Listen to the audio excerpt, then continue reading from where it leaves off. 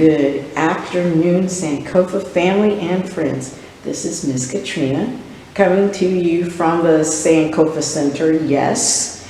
And today we have a special guest with us. He's a local community member and he's also an author, and his name is Mr. Bryan Chamberlain. Hello. We're going to ask him a couple of questions and then he is going to read one of his original books to us. So, Bryan, you don't mind if I call you Bryan, do you? Nope. All right, Bryan, how did you get started writing? It was a process that I used to be able to escape and write down how I was feeling when I was younger. I used it to, instead of running away from my issues and problems that I had growing up, I put it down on paper. And after I wrote it, I felt a lot better because I was able to get it out of my system, as it were, or, express how I was feeling. And there was really no one to judge me on what I was thinking or how I was feeling. So, similar to journaling, or did you write stories from the beginning? Originally, I started writing poetry. I presented a poem that really got me started writing to a teacher, and she asked me if everything was okay. I expressed that I had found the poem and she wasn't buying it. It was a very disturbing poem at the time. I had decided to write it in the form of a Shakespearean sonnet, and I thought I was pretty proud of it. And, I felt a lot better afterwards because I was able to vent, like I said, how I was feeling. But I would encourage people to write out their feelings because it will allow them to yell, kick, scream, whatever they need to do in print, and they can read it back a few years later and realize things are just a little bit better for themselves. Hopefully. That's interesting. So, writing was and is a stress reliever for you. Without a question. Okay. So you don't play basketball or? No. No. Okay. That's great. So, is there anything else you want to tell us about the book? Anything you want to tell us about the book before we get started? What should we know? Well, originally where I work, a customer had come in and she decided that she wanted to get a map of her area where she lives.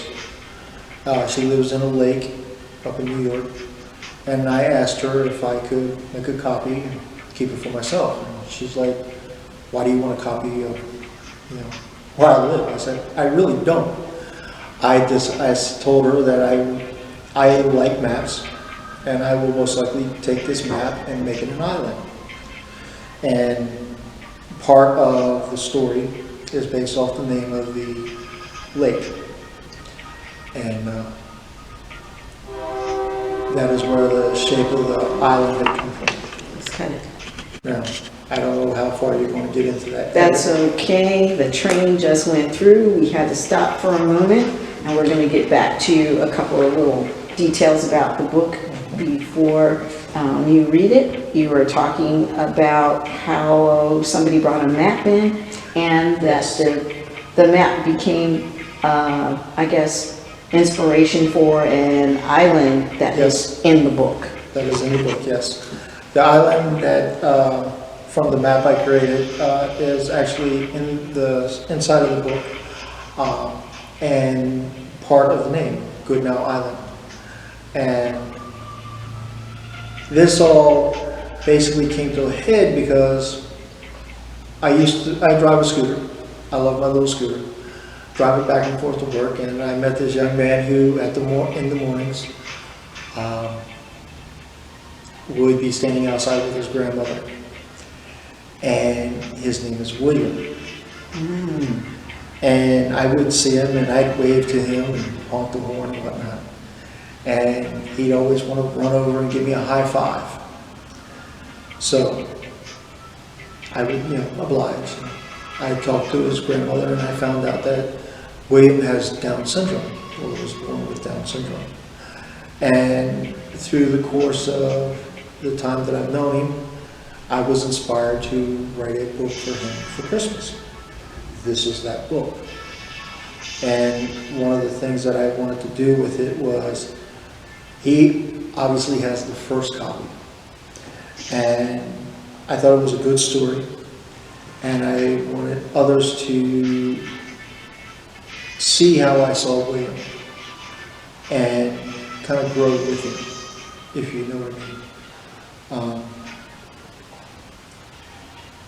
William, despite having Down syndrome, is not afraid of anything. He will charge into everything he does. It's beautiful, actually, to see the youth of children run without fear, run without the hope of a dangerous future. But the thing is, it was inspirational for me, and I want to share that with everyone else. Okay, well, thank you. We're going to get started with reading the book, and then I might have a couple of questions for you at the end. All right. Again, everybody, this is Mr. Bryan Chamberlain, and he's going to read his original book to us about his friend William. The book is called William the Conqueror and the Monster of Goodnow Island.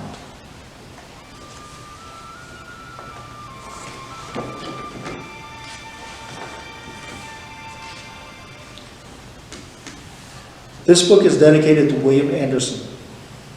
Fear is invisible in the heart of this courageous little boy. Come on, William. We're next in line. Okay, Grandma, here I am. Here I come. William responded. William, a very curious little boy, had been looking around the store. He got to the counter, and he overheard the clerk talking to the customer in front of them. I see it's time to feed the monster of Goodnow Island again. Yeah, if I didn't come today, I think he would have eaten me. The two men laughed before the man carried out several bags of food. This scared William. It scared him even more when his grandma told him if he didn't listen or keep misbehaving, he would feed him to the monster.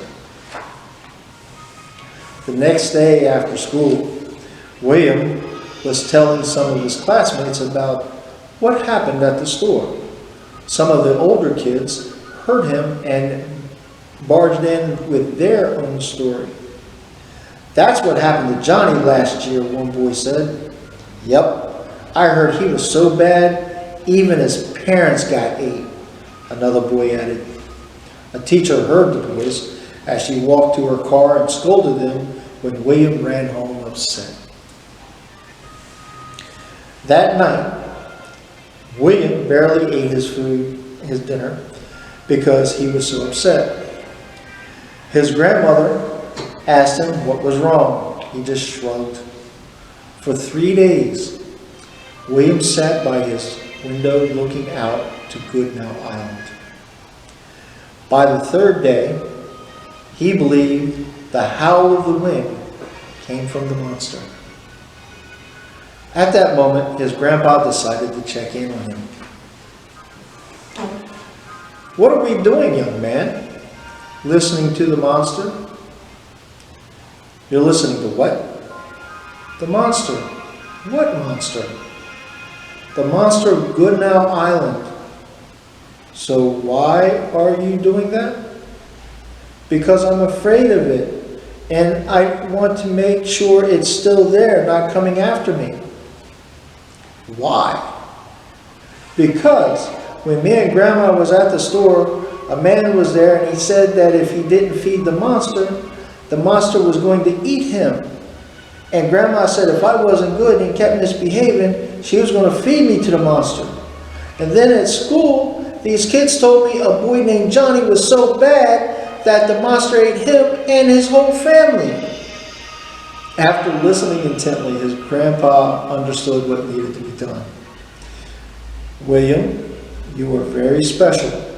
Remember, Down syndrome gives you the power of 3 from the 21st chromosome. There are very few people in the world like you. That makes you very special and very brave. When you decide to face your fears head on, you will never be afraid of it again. The next day, William's grandpa made a phone call. On Saturday, William went fishing with his grandpa at Loop Pond and remembered to wear his lucky extra sock. There they saw the man fishing who was at the store the previous week. "Grandpa, there he is!"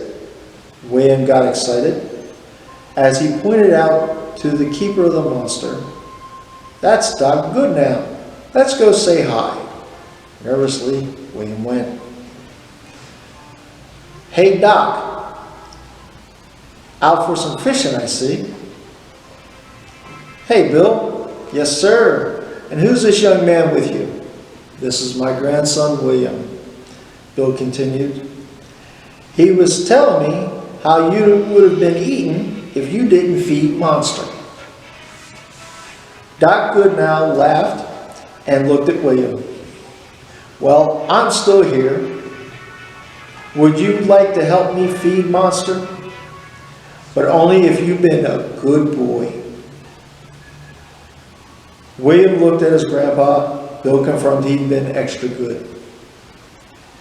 After fishing for the day, Doc Goodnow invited William and Bill back to the island for dinner of the day's catch. On the boat ride over, little William was proud of the fish he caught compared to his grandpa's. Doc Goodnow then took them to the main house on the island. Once there, Doc introduced his wife, who took the fish to prepare dinner. Then he led them to a cave behind the main house. William slowed down because the sun was starting to set, and it made everything look scarier. The extra long shadows of the trees reached out like crooked fingers. The wind began to howl from the cave in front of them. Then came a low growl. Everyone stopped. Doc handed William a large bone. Bill knelt down to William. "If you're going to face your fear, you will have to feed Monster." Slowly, William moved forward. As he did, everything got darker. He looked back, and it was like he was all alone. He turned back around and kept moving forward. He got about 20 feet from the cave's entrance. "Hey, Monster! I got something for you. Come out and get it," William shouted. Suddenly, a large shadow raced from the cave. For William, it grew larger and larger. He closed his eyes tight and stuck out his arm with the bone.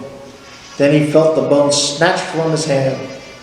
He heard Monster gnawing on the bone, and slowly his eyes opened. He slowly opened his eyes to see Monster.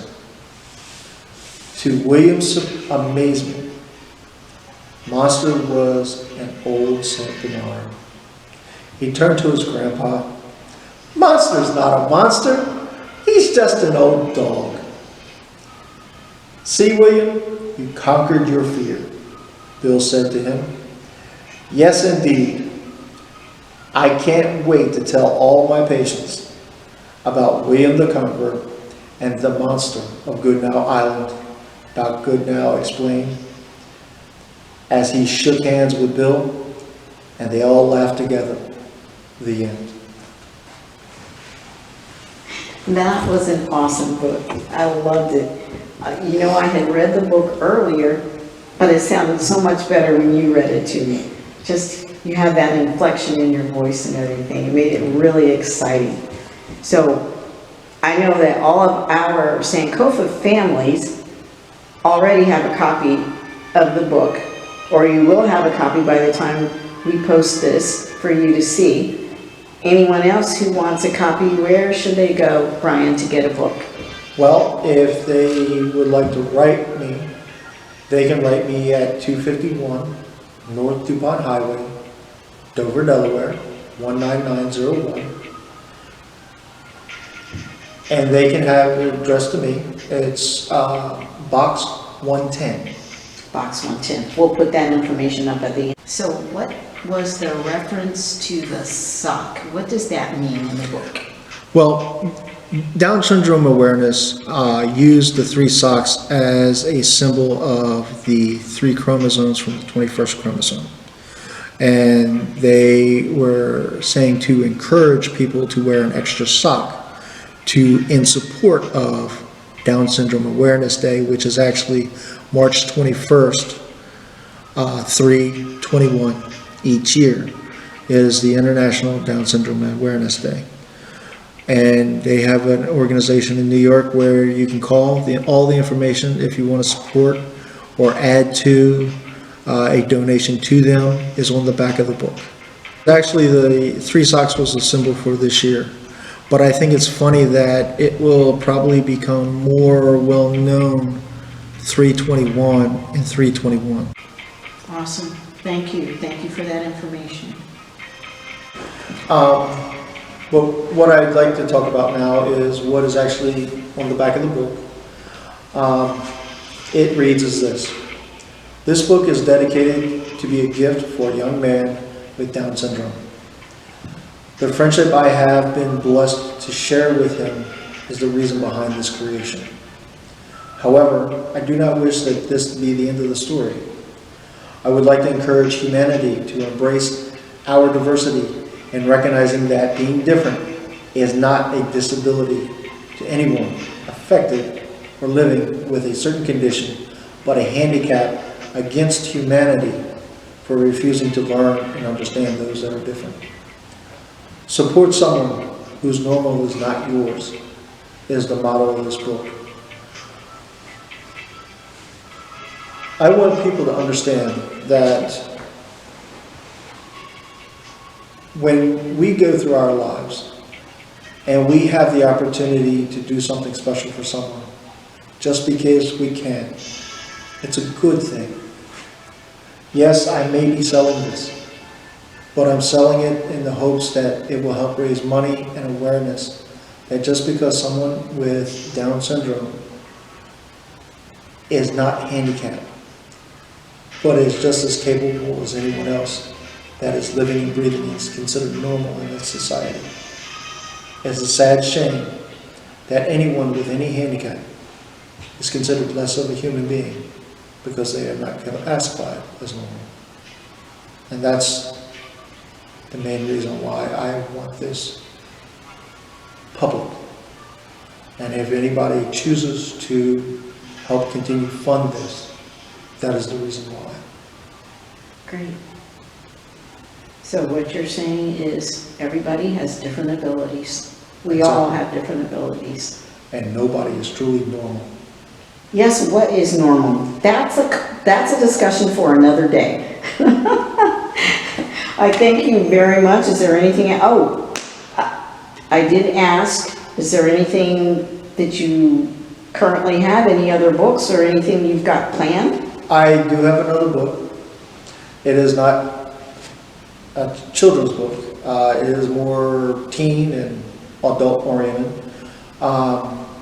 It is called Snapdragon Tears and Blood. You can find it on Amazon if you like. But my goal, future going, is I have a few books in mind that I'm working on. One of them is possible sequel to William the Conqueror. It will most likely be called William the Conqueror and the Big Fish. We'll see what kind of fish he catches this time with his grandpa. All right.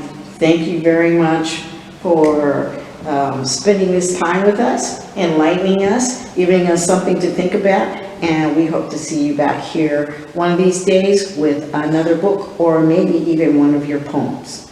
There you go. Take care now. Good evening, Sankofa family. We'll see you soon. Good night, everybody.